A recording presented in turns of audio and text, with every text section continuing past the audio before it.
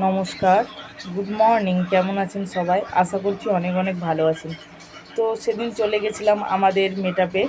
তো এই দেখুন আমাদের স্কুটিটা মাঝ রাস্তায় একটু খারাপ হয়েছিল বলে লাগিয়েছিলাম। আমার ছেলে এই দেখুন হেঁটে আসছে, আর এটা একটা ছোট্ট গ্যারেজে লাগিয়েছিলাম। আমার হাজব্যান্ড আশেপাশেই ছিল, তো এই জায়গাটা খুব সুন্দর, তার জন্য আমি ব্লগ করার জন্য দাঁড়িয়ে যাই।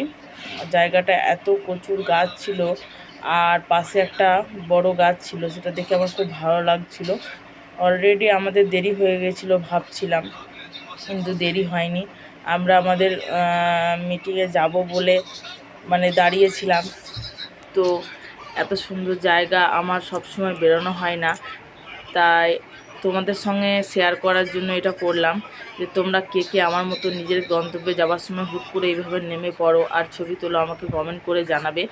তো তোমাদেরকে তো আমি খুবই ভালোবাসি, নিজের মতো ভাবি, সবাই আমার আপন বলেই মনে করি। পৃথিবীতে রক্তের সম্পর্কই আপন হয় না, অন্যান্য আরও অনেক সম্পর্ক আছে যেগুলো আপন হয়। তো এই ছোট্ট গ্যারেজটা দেখে আমার খুব খারাপ লাগলো যে ইনি খুব কষ্ট করে দু একটা হয়তো মোটরসাইকেলের বা সাইকেলের কাজ করেন। তো ভগবান ওনাকে আরও কিছু দিন যাতে ওনার গ্যারেজটা আরও বড় করতে পারেন। ওই দাদা খুবই ভালো মানুষ। তো আপনাদের সকলকে সবাইকে শুভেচ্ছা জানিয়ে এখানেই ব্লগ শেষ।